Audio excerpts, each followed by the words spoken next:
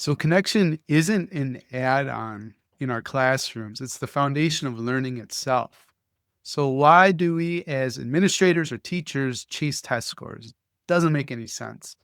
When Gallup reports that 53% of students are actively disengaged on campus, this is not a student problem. It's feedback to the kind of experience that we're creating in schools. The stakes: chronic absenteeism is climbing. Disruptive behaviors are pulling leaders out of classrooms, and teachers are burning out, trying to fix symptoms instead of addressing the root cause, a can't miss campus experience. But here's what high performing schools know: connection drives this all, it drives everything. When students feel valued, when they feel seen and heard and understood, attendance improves, academic outcomes become what we want, and something remarkable happens. Kids actually want to be on campus. So, how do you transform a school experience where students sit isolated behind devices into a thriving learning community where everyone belongs? Today, my guest is Dr. Paonessa, former assistant superintendent, national speaker, and author of Essential Connection Skills. Through her work with connected classrooms and helps school leaders tackle the silent epidemic of disconnection that's fueling absenteeism and burnout. She breaks it down into 4 actionable domains of connection that you can implement starting tomorrow. I'm Danny Bauer, and this is Better Leaders, Better Schools, the original Ruckus cast for visionary leaders who want to do school different, even within a traditional system, so that we create that campus experience worth showing up for. Thanks to Ruckus Makers just like you, this show ranks in the top 1% of nearly 4 million pods worldwide. So once again, thanks for pressing play. Thanks for being here. And we'll be right back after a few messages from our show sponsors. Want to know how top schools create collaborative learning environments that actually work? ODP Business Solutions has equipped innovative educators for over 3 decades. Visit odpbusiness.com/education and let's make a ruckus together. That's odpbusiness.com/education. This episode of Better Leaders, Better Schools is sponsored by Play Piper. Every student starts with curiosity. Piper keeps it alive. Our hands-on STEM kits turn gaming passion into real engineering skills. Spark confidence in your students at playpiper.com. Go over and visit playpiper.com today. IXL takes the guesswork out of lesson planning for teachers. IXL's ready-made lesson plans are aligned to your textbooks and state standards, so teachers can turn to IXL for the exact content they need to help their students. You can get started today at ixl.com/leaders. That's ixl.com/leaders. All right, and Anne, welcome to the show. Thank you, Danny. I'm so excited to be here, and longtime Ruckus Maker, and excited to be here with the community. Yeah, well, we're excited to host you. You know, this is a thrill to have you on the show. I know you got a great book out, Essential Connection Skills, Strategies for Integrating Social Connections into Core Content. I can see it behind you too. So if people are, watching this on YouTube or the website, right, that's what it looks like. And go pick it up. Ruckus Maker approved. I think where I want to start in, we often hear that students these days aren't trying, right? They don't care. They don't try. There's no effort, no attention span. But how do you see this as actually feedback for our schools?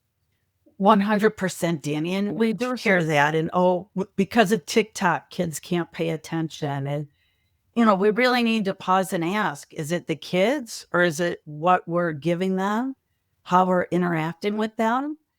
And, turn that lens on ourselves. And that's what Ruckus Makers do. So recently I met with a variety of administrators just to ask them, what's keeping you up at night? What are those things that you're most worried about at your school? And like you said, those are a lot of the common themes: chronic absenteeism rates, that low engagement, disruptive behaviors, leaders saying that they can't go into classrooms the way they'd like Mhm. because they're supporting teachers with behaviors. And so if we look at high performing schools and what do they have in common, it really is high levels of connectedness. And when students feel valued, seen, and heard, they feel like they belong, we see those higher academic outcomes, that attendance improves, they're more successful after graduation. They just have a positive development around their social emotional well-being, all those things. And I know as an administrator, I'd go into classrooms and at times I'd see everyone on a device. And this wasn't during a testing session. The teacher would be on the device, all the kids have their headphones on, they're in their own, and no human interaction was going on. So that data is showing us something's broken and it's the status quo isn't working. So how do we take a step back and do what those successful schools are by layering in connection? May feel like a big task to take on that sort of addressing what's going on there. But I love to tell, my clients at least like what would be the first step. And Mhm. so when you're working with schools and that kind of thing, just if they have stuff that they need to change or make it a space where people are feeling a sense of belonging and all of it, like what do you think often is the first step? Sure. So I think, that's such a broad term, right? Mhm. Connection. And how do we action that in a school? And that's where we broke that down, Danny, into 4 domains of connection. So we have connections to self, connections to others, connections to learning, and then connections to the community. So by breaking this lofty term down into these 4 domains, we can really start to look at how they transform learning and how we can, as educators, actually bring that to life into the classroom and into our instruction. Right. So okay, self, others, learning, and community. When it comes to those four domains, maybe starting with self, like is there a practical strategy that you could share with the ruckus maker tuning in? Sure. So, connections to self, we know how powerful that is. If we look at Seligman's positive psychology work, it shows when kids have self awareness, it cuts failure down by 30%. When they believe in themselves, when they see themselves as capable, I mean, for me, every child should see themselves as a superhero and know what their strengths are. And not every kid is getting that at home. So at school, we have a powerful opportunity to make sure every child knows their strengths, their interests, some of their goals. And we could build that into our instruction with reflective pauses. So being very intentional. And I know the one thing we never have enough of in schools is time, and our teachers feel like they have to get so much done. But by building in that stop time, having kids pause, reflect on how they've learned, we do 3 main categories of reflective pauses. It could be personal. What are their strengths, their talents? Helping our kids see those. They don't always recognize them in themselves. Helping them see them in book characters and making connections to themselves as well. Through a process, how do they learn best? Getting them to know themselves as learners, where they could advocate for their own learning, and then pausing and looking at portfolios where kids can see their growth over time. I don't know about you. I think you're taking on a new instrument, if I recall correctly, right? You're Yeah, I mean, yeah. I like to say, I'm self-taught guitar, high school and college, to meet girls, right? But now, and listen, I do have a music background. I think this is what you're referring to. So, I yes. played I played saxophone fourth grade through freshman year in college, symphonic band, jazz band, marching band. So I understand music, but I never was trained to be a guitar player. Okay. And so now I don't know, as an adult, I wanna add more fun and hobbies to my life outside of work, and so guitar is one of them. And yeah, Right. you must be reading the emails or social posts. So thank you for bringing that in. Right. And, so as you're playing that guitar and the self-taught, it can be easy to focus on maybe the songs you can't play yet. And so providing our kids that time to look back and say, hey, 3 months ago, here's where you were with the chords and now listen, so they can really see that growth. For me, it's my golf game, always Okay. trying to improve that. And, to think, oh, before it, here's where I was scoring and now I am showing gains. And when we do that, confidence levels increase in our kids and they really, start to see themselves as capable. And that's so important. And if we just spend too much time on those test scores and that's what they're judged by, it could really feel defeating and they may not even want to try. So just those pauses for reflection and helping point this out in our kids, which can happen, by the way, in any content area. It can happen with any member in the school community. We had an Mhm. amazing custodian, Mr. Hogue, that would really connect with kids and point out their strengths and, encourage them. And everyone in that school community can help our kids see their strengths. And it's transformational. Yeah, 100%. What about a practical strategy when it comes to others? Okay. Oh, others. I love all the domains, but that connection to others, Vygotsky's my jam. The Okay. research is there that social learning is so impactful. When the Journal of Educational Psychology points out this is the way to build inclusive classrooms, and it can reduce bullying by 15% in our Mhm. classrooms when we provide these opportunities for our kids to learn with and through each other's. So one of my favorites is the Edu Showdown, EDU, that educate, demonstrate, and understand. And, let's say someone is teaching writing. It's not very often your kids are going to come in the room and say, hey, teacher, do we get to do some writing today? Like, and rarely ever happens. But with an Edu Showdown, it's getting kids to do what we need them to. So working on those writing standards. So in this strategy, we teach kids about friendly competition. I would always use a comparison to Bobby Flay, the chef who will go into a town and challenge someone. Let's say you're known for your blueberry muffins, Danny, and Bobby's going to come to town and use a lot of the same ingredients, but put his own spin on it. It's Um, homemade falafel and hummus is what I'm known for. oh, nice. Yeah. Okay. Two favorites of mine. I may have to give recipes. But with that, getting kids to see, taking something and then he would challenge them and then there'd be that friendly competition. Which one is better? Danny's Yeah. full or Bobby's. So we would do the same thing, just even at the sentence writing level, where we're trying to get kids to improve their writing. So instead of having them do a workbook page or something on the Chromebook, putting kids into teams that will be competing against each other, giving them maybe certain academic vocabulary words that they have to use in their sentence. And so everyone is creating their own sentence right away. And then as a team, they're huddling together.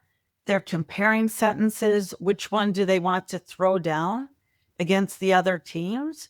And when you think about this already, kids know they have that immediate peer accountability. It's not something that's living off in the digital universe or on a workbook page a teacher will see later. Right away, my peers are Mm. going to see what I'm writing. They're Mhm. collectively evaluating what do we like and why. And then there's throwing down against the other teams and they get really excited about it. And then you could expand it once they know that structure. You could use it in math, science, or social science, around hypotheses in science. What do you predict will happen in this experiment? You could really apply it across any area. And kids get so excited. And the level of language that they're using, that interactivity, that hearing the perspectives of others I mean, they really learn and grow through each other and have fun, which should be at the heart of school. Yeah. Bobby, if you're watching, you've been formally challenged to a falafel and hummus throwdown. And then Uh, what are the judges, Danny? and to be honest, I always do like wacky and fun and silly things. And I mean, it just seems so ridiculous. But when was this? We were going out to maybe Denver. Is it either Denver or Taos, New Mexico? But I told everybody who came, I would give my secret mom's recipe for her French toast, right? Um, And it is a really good recipe. You had to come to the event to get it. But I want to just give a shout out to Demetrius in case he's listening or watching, because he's made that recipe, that secret recipe, for his faculty and for his family. And his kids have requested it multiple times. So, and mom, if you're watching, way to go, because I love that French toast too. But a lot of people are loving it. So, just hearing you talk about that, Danny, that sense of community, where you took that recipe and it's being shared and, it just tickles me because Mhm. Demetrius would send me a text then. He'd be like, "Hey, I made French toast for the kids this morning because they wanted it. They love this. They love your mom's recipe." And then I'll send a screenshot to her. And it's just kind of funny because she's retired. She's obviously older, and she used to help out with some like buying books for clients and some of the behind the scenes stuff with my company. So she Right. knows a lot of these people. And one more, just honor Demetrius. I mean, Yeah. at this point, we might have been working together almost 10 years, right? So yeah, just what a gift to have that trust, that community, that relationship. But I mean, we'll skip over learning just for a second, but connections to community, since you brought up community, what's something you'd like to share there? Oh my gosh. With that community, I mean, Harvard's Making Care Common project, I mean, it shows us that by bringing in guest speakers, providing opportunities for kids to do service learning, not Hmm. only boosts that civic engagement and that civic mindset, that collective responsibility, but it improves attendance by 5 to 10 points. And that real world impact in the school matters. It really makes a difference. And it Uh, helps kids feel supported, feel connected, and they can be empowered to make a difference. I'm not familiar with the project, so are you saying like just by having some great guest speakers from the community coming in, this Right. had this had an impact on the engagement with students? Absolutely, Danny. When we bring on people highlighting their careers, highlighting how what kids are learning and how they might use it, and they see that there's community members, there's people outside of the school that care about them and care about their futures and want to see them succeed. I mean, that's where the kids really thrive on that. It's very motivating and kids can't envision a future if they don't know what's out there. So that early exposure to careers is huge. We've involved students directly in like a letter writing campaign, writing letters to injured veterans, writing a dear friend letter to a senior living facility, and helping them see that they can have an impact, they can make a difference in the lives of others. They feel important, their confidence grows, and that positivity they feel, that connection to their community has them showing up at school. They want to be a part of Mm. things. They feel like they're doing something important. And you could extend that globally. There's some great opportunities out there to connect with classrooms in other countries or even other states and embark on projects together. It really, building those bridges, extending learning beyond the school wall is so impactful and powerful. Yeah, you're cool. And what about connections? Yeah, to learning. Sure. So, with that, we really rely on Carol Dweck's words around growth mindset. And when we show that connection to life, to careers, to goals, either short or long term, that kids are setting, it shows it doubles their engagement in the learning and they'll persist longer. If kids don't see relevance to what you're doing, they aren't motivated and the brain is wired to protect itself. If I think this is going to be hard and I may fail, then I'm going to not want to put myself out there. But if I'm motivated, I see a connection or why it would be important for me, and I see relevance and I'm focused on the task because I see the benefit for myself, then I'm going to be much more invested in it. Yeah. All right. So, something that's interesting is that, like, your work here is focusing on essential connection skills, but a lot of times, there's just this pressure to focus on tests and student achievement and stuff that matters, but like not really in the big picture, if we're honest, you know. You're But right. but but still, this is what's driving schools, at least in America. And so how do we prioritize stuff like connection and relationships in this like bottom line test obsessed Right. maniac culture? Sure. And that's the thing, Danny, when if we look at who are those high performing schools getting those high levels of academic outcomes, and they aren't having issues with attendance, they have fewer disruptive behaviors. It is those schools that prioritize connection and put that at the center of what they're doing. So I know, in traditional school systems, we tend to buy, okay, what's that new program? What's the latest intervention? What PD do we Mhm, need? mhm, And really, this research has been around a long time. We go back to my jam with Vygotsky yeah, around that social learning. He passed in 1934, is the year he died. His work, really came to be brought about like 1978 with Mind and Society. This has been around a long time, and yet we don't often hear about connection, driving school improvement plans, or being layered into those curricular resources people have.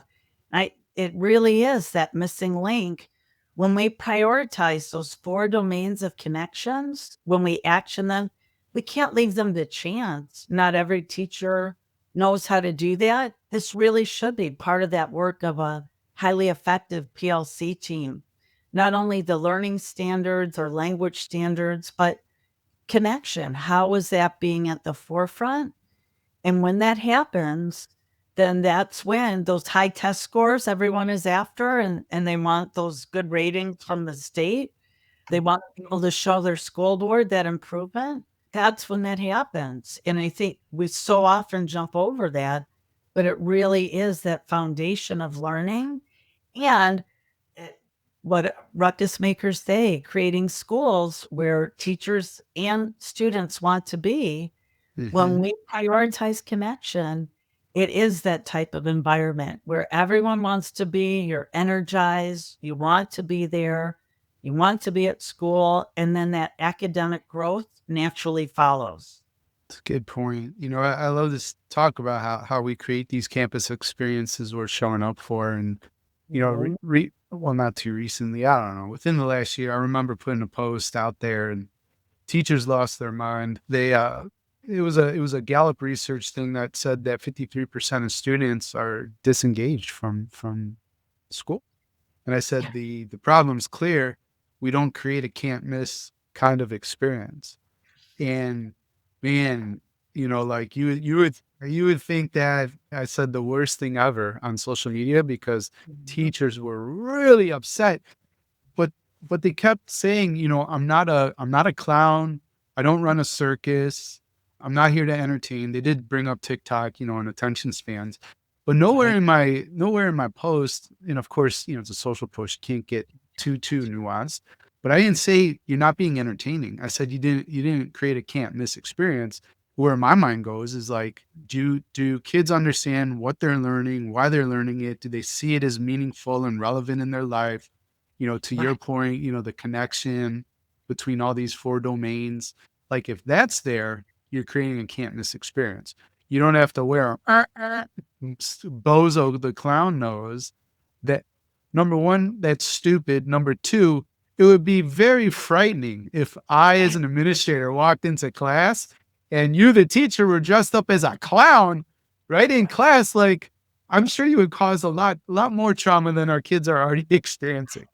But yeah, yeah, just so nuts. Absolutely. No, I paid attention to that same survey, Jiminy, and Yeah, it's true. yeah, yeah. Like, and I think that's where, the work of Ruckus Makers is so important, that we are here to change things and shift things. And like you say, it doesn't have to be an all at once shift. Any movement, any shift in that direction will have an impact. And I think when teachers see that, if you tried one project in your classroom, maybe bringing in one guest speaker. I know Right. someone was teaching writing and they were talking about adjectives and word choice and really trying to get granular with helping kids improve that. They brought in a realtor, and the realtor talked them through how they write up that ad for describing a home and how they choose words carefully. And then kids were looking at ads and deciphering, like, oh, it's cozy. What does this mean? Or, Mm. and then they were doing their own writing, their own house descriptions, and the realtor gave feedback. So that exposed a career to some of the students that might be interested. It showed how a real professional is thoughtful about language, how it factors into their job. And then the kids had an opportunity finally to help her write a description for a new listing. So they knew that what they were writing was going to appear out there and they felt important. So that's Mm. just one example. And when a teacher does something like that and they see how kids are responding, you can't help but want to create more experiences like that. Yeah, exactly. So it's like I know the quote "humans are built to connect," is deeply meaningful to you, but that seems to be what we've been talking about this whole conversation, right? Right. And, we see kids outside of school. I don't know about you, but, you go to a restaurant and we see Mhm. mom and dad very often on phones. We see young kids on tablets and other kids on their phones. And we're missing out in many areas on those opportunities to connect. And I Yeah, think communication in the real world has just gone down or shifted. Kids do a lot of their talk with peers in like online gaming chats or texting.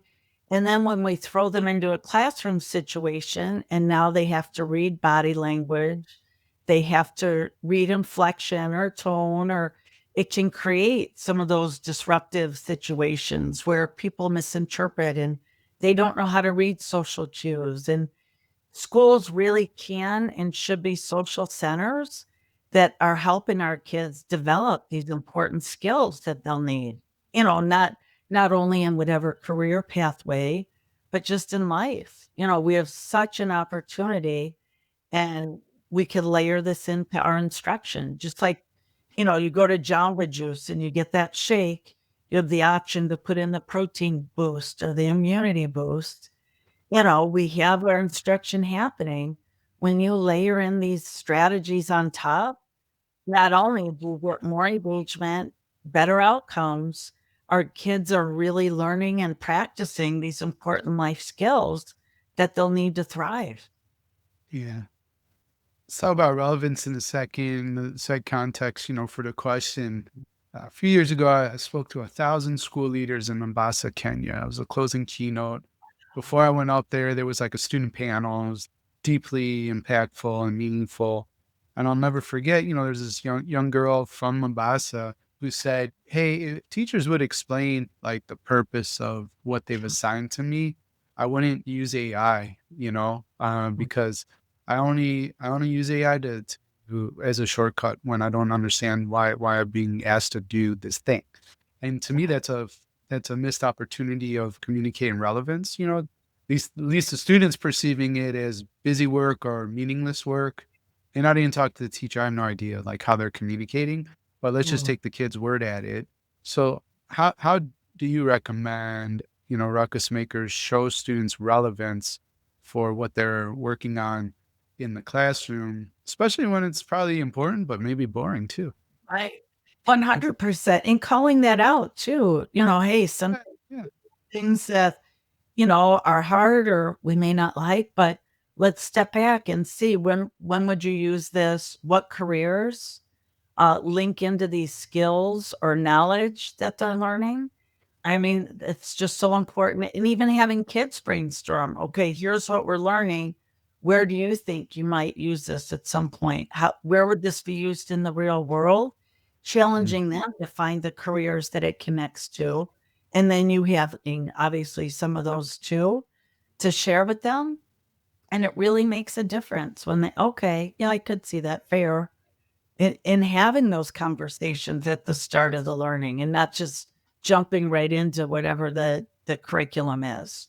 Just Yeah. taking that time, it's so powerful in having like future forward journals where kids can be tracking like, "Ooh, I never thought about doing this." Or when we point out about the connections to self, "Hey, this is an area you're really good at. Is this something that might interest you? Here's some careers that could connect to your strengths. Here's some of those skills that you'll need. Here's where you might use this level of math, or here's where engineering might come into play." And just pausing to take the time to do that. I know one time, Danny, I was teaching some multilingual learners at the middle school level, and I had a student that just, wasn't interested, didn't want to try. And I just had that private conversation with him off to the side and asked him what he wanted to be when he got older. He had such a clear vision. He wanted to open like a chicken restaurant. He goes, I want it all about chicken. And he had a creative name that I can't remember at the moment. But when I said, okay, this is something I can work with. So in your restaurant, here's some of the things you'll need. And just taking that time to connect with that student one on one really, really made a difference and got him engaged in the work for sure. I love that anecdote though. I mean, like, when the kid wants to open a chicken restaurant and then that's your filter in which you teach everything. And now Right? do you have an understanding of what that metaphorical chicken restaurant is for all of your students? Because if you did, oh, Danny, that sounds hard. Yeah, great. So life is hard, right? So teaching doesn't matter the profession. They're all hard. Life is hard. Don't expect it to be easy because it's not. So if you could get past that and accept that sort of mindset that I have, knowing what drives your students, just like knowing what drives your staff, right? Right? And connecting with those things, it's going to be something that is motivating. I almost think, I don't think I'll do this. Ruckus Makers, you can write in if you want to challenge me. But I was a English language arts reading teacher in middle Yeah. school, English teacher in high school. I taught Avid as well. But, I remember doing some stuff with like Tupac documentaries and that kind of thing because my kids were really into that. But Right? also, these days, I think if I could make a connection to the curriculum and just put it through the lens of literally like YouTube influencer or TikTok, you know what I mean? Like creator, I'm Absolutely. pretty sure my students would wanna do everything I asked them to do. If I related it to that platform, because, Right? like, last thing I'll say, and this was, like, maybe a few years ago, I know it's even more prevalent today, but my nephews who currently sophomore, 7th grade, I'll Mhm. never forget a few years ago when both of them were like, "Oh, what do you wanna be when you grow up?" I wanna have my own YouTube channel," right? Like, that's a thing to aspire to, Right? and I see why now, for sure. But I didn't get it a couple years ago. All I'm saying is if I was in the classroom today, I would teach everything through like, here's how you're going to start and monetize and become super successful with YouTube, right? But it Right? starts with understanding these building blocks actually in English, and let me tell you why. And then now I Right? have the students, right? And Right? if we really made the connection and really allowed them to then demonstrate their understanding through YouTube projects, they would be mine all year forever, period. 100%. And Danny, I'm glad you brought that up. The thing that really started me as a teacher down Mhm, the connection path was back in that same middle school. And mhm. I don't know about you, if you've ever had that imposter syndrome when you're starting in Yeah, a of new course. role. And I know a Yeah. lot of leaders, we've, done a lot of things on our way up into leadership and then supporting schools. It was my first day as a middle school ESL teacher. Hmm. And I'd never taught middle school before. I think I was more nervous probably than my students. And we get started, the hand goes up in the back, and I'm like, okay, here we go. This is first question. And Jose says, teacher, what number do I need on that test? I don't need to be here. I don't need help with my English. And you could just tell he was so dejected. He didn't want to be in this class. And of course, we were the little room right off the cafeteria where all your peers could see you coming in for special help at a time when you just want to blend in and feel like everyone else in middle school. Mm-hmm. And I called an audible. I knew I couldn't teach these kids anything if they didn't want to be there. And if I move forward with that traditional curriculum and the workbooks and the whole group lesson and then just meeting with small groups. So I called the shift and we created a school day embedded service learning club. And I was able to find a corporate sponsor. So all of the kids had a t-shirt and they came up with a model, global kids taking action. It has the hands and the globe in the center. And then we would meet on Fridays. The sixth through eighth grade kids would come together and they would write those letters to the injured veterans, like I mentioned earlier, and the seniors. And they really took ownership of it. They came up with different projects and ideas. They got to know each other and really formed a supportive community. And everyone had to use English. It was, I had students from all different parts of the globe, and that really, they loved it. And I had the privilege doing my doctoral research. 12 years later, I was able to interview 8 of those former students to reflect back, now that they were young adults, what those opportunities meant to them. And I had no idea at the time how meaningful it was for them to talk to other newcomers and realize, okay, you don't know what to bring for lunch either, or you don't, you didn't do this in your country. And we're all in the same boat and trying to navigate this together. And they said having that downtime where they were doing something that was going to a real person that could impact a real person's life, they put more effort into that than any test that was for a grade or had a rubric attached to it. And they said they formed friendships that lasted to this day. And, that just shows that power of providing an opportunity, extending that learning beyond that classroom. And it really impacted those kids. And they'll talk about it today. Jose's now an architect and doesn't remember asking that question. It was such a big moment for me, but it's left them with a lasting impact. One student, Doris, is now an attorney, and she said she would always find opportunities when she was in law school to provide pro bono services to families that needed support, and remembered being in their shoes, and said it started from those opportunities. Yeah. ODP Business Solutions, formerly Office Depot Business Solutions Division, has been a trusted partner for schools for 30 years. At ODP Business Solutions, we're by your side to meet your evolving education needs. Remember that feeling when you wanted to upgrade your learning spaces, but the budget said, maybe next year? Here's what most people don't know. ODP Business Solutions doesn't just offer competitive pricing. We give you access to negotiated cooperative contracts that maximize every dollar. Want proof? We helped the Baldwin School District transform their entire campus while staying under budget. How? By combining smart design with smarter purchasing. From essential supplies to cutting-edge tech, from sustainable cleaning solutions to flexible furniture, we're your one-stop shop to do school different. And the best part, you can get it all from a single supplier. That helps you simplify ordering and streamlining budgeting while staying compliant with easy access to cooperative contracts. However you want to advance, ODP Business Solutions has 30 years of experience helping districts like yours get ahead. Visit odpbusiness.com/education to learn more. That's odpbusiness.com/education. Too often, kids who love gaming don't see themselves as scientists or engineers. But what if play could open that door? That's what Play Piper is all about. Their hands on STEM kits turn curiosity into confidence by connecting gaming and tinkering with real world coding and engineering. Suddenly, students realize they are capable of discovery and innovation.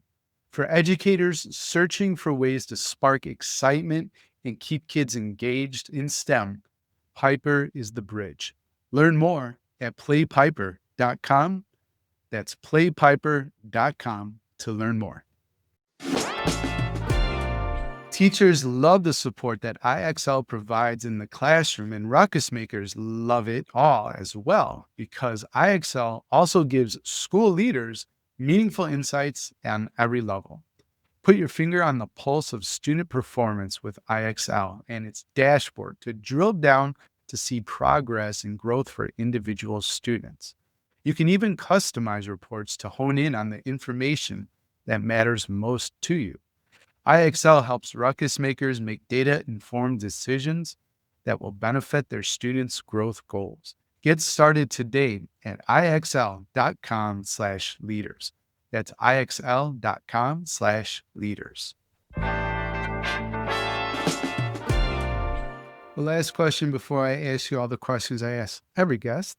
I think in the pre-interview, you told me during your dissertation, you spoke to some of your students 8 years later, which is really pretty cool, right? I mean, they've grown, evolved, matured. So what did you learn talking to students 8 years later in their life?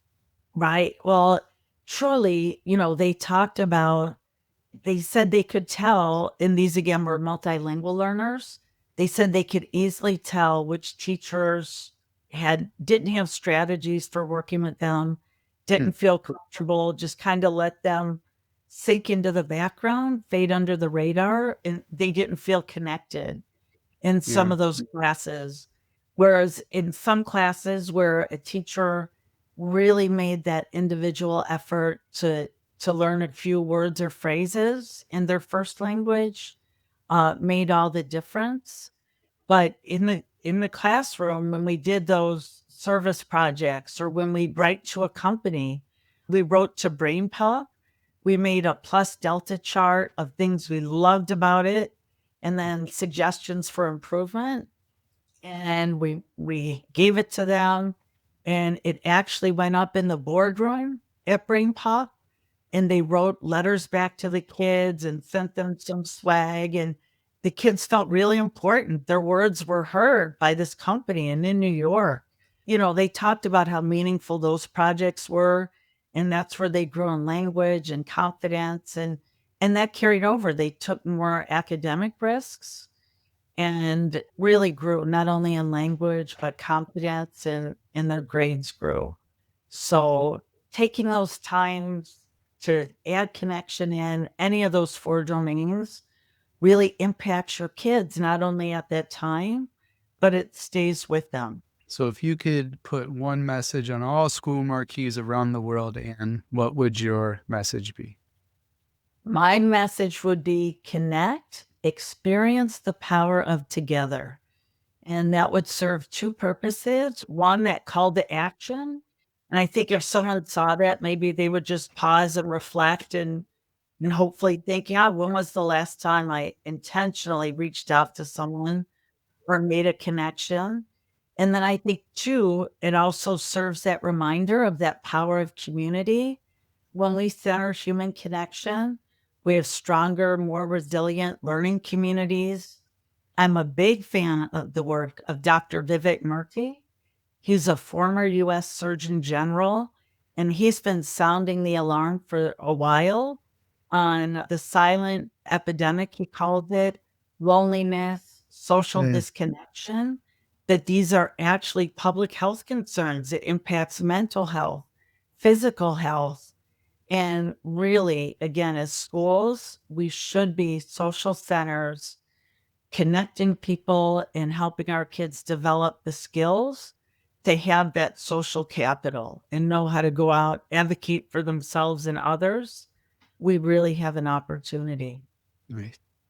And what about building your dream school, right? If you had no constraints in terms of resources, your only limitation was your ability to imagine, what would be the three guiding principles building your dream school, Anne? All right. Oh, this was a fun one, Danny, and love to see this happen. So, not surprisingly, the first guiding principle would be connection at the core, having that as the North Star, students experiencing those connections to the four domains in the instruction that they're receiving, but also providing time for teachers to really connect, to have that time together to plan those meaningful opportunities for our students. I think that's just as important for them to be able to connect as effective teams and talking about, which domain will they plan for next? What will that look like? Tracking how did that go? Getting pre and post data. What was the impact? What do they want to do next? I think that would be amazing to have a school with those opportunities.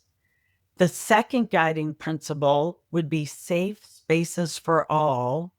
And for our students, we know that safety is so necessary for them to take risks, to know that their voice matters, for them to feel like they could share their voice and not for fear of being put down, that mistakes are part of learning, that that's okay.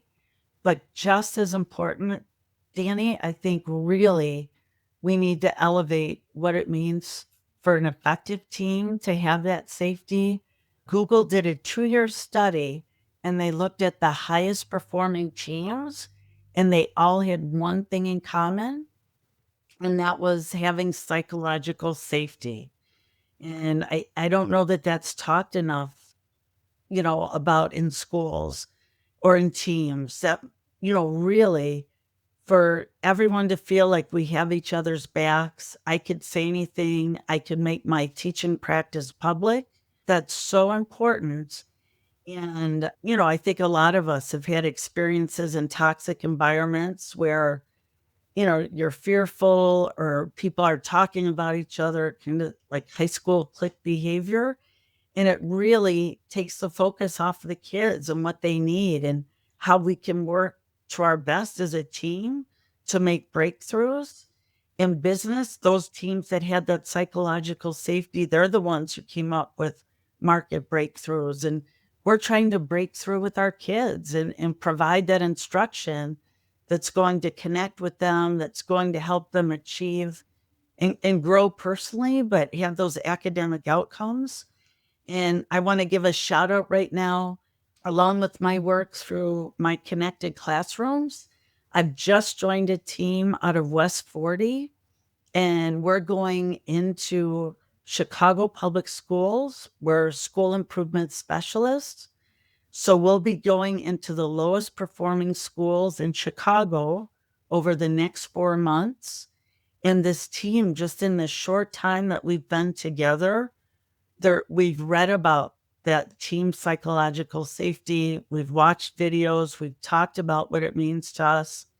And it's just incredibly powerful when you have people coming together, wanting to do right by kids, but wanting to support each other. So that safety would definitely be a priority. And then finally, that third principle, that building bridges into the community. Mm. You look at, a lot of times we say, oh, we need more people in schools. I've had teachers ask, I need a para to connect with these kids or to listen to them read, or, we could always use more humans in schools. And maybe right down the street, we've got a senior living center where there's Yeah. individual looking for a purpose and have so much to contribute. So being intentional about building those bridges within the community, seeking out those partnerships with businesses and other organizations to provide a real world application for our kids, I think that would just be huge and definitely something that would focus and giving kids, again, service learning, huge and so powerful. And that's where we create kids that have not only confidence, but empathy. And they'll be the change makers as we move forward. If we look around the world today, we need kids that are invested, that have that civic responsibility, that will want to go out and make a difference for others and make the world better. We covered a lot of ground today, Anne, of everything we discussed. What's the one thing you want a ruckus maker to remember? All right. So, ruckus makers, just please remember connection isn't something extra. It really is at the core of learning. And when we center those 4 domains of connection, we're not only raising our kids' test scores, but we are raising individuals that will thrive and make a difference in the world. And I'd like to throw out a challenge to any ruckus maker that will accept it. If you can, just plan what's one action, what's one thing you could do to raise the importance of connection on your campus, whether that's, talking to teachers about building in reflection, considering a service learning opportunity, but just raising connection and the research behind it within your teams, with your teachers. It really is the missing link to so many of our school improvement plans. And it can be actioned, it can be done systemically. And, it's just too important not to elevate. Hey, Ruckus Maker, thanks again for pressing play. I hope you enjoyed this show as much as I enjoyed recording it. And before you go, if today's episode shifted something for you, where you want to do school different or you have a new idea about education, then I want to invite you to subscribe to ruckusmakers.news. That's our newsletter. And you get 3 new opportunities to do school different every week sent to your inbox. It's trusted by over 5,000 school leaders. And if you want to reimagine education within a traditional setting so that you could create a campus experience worth showing up for, subscribe for free at ruckusmakers.news.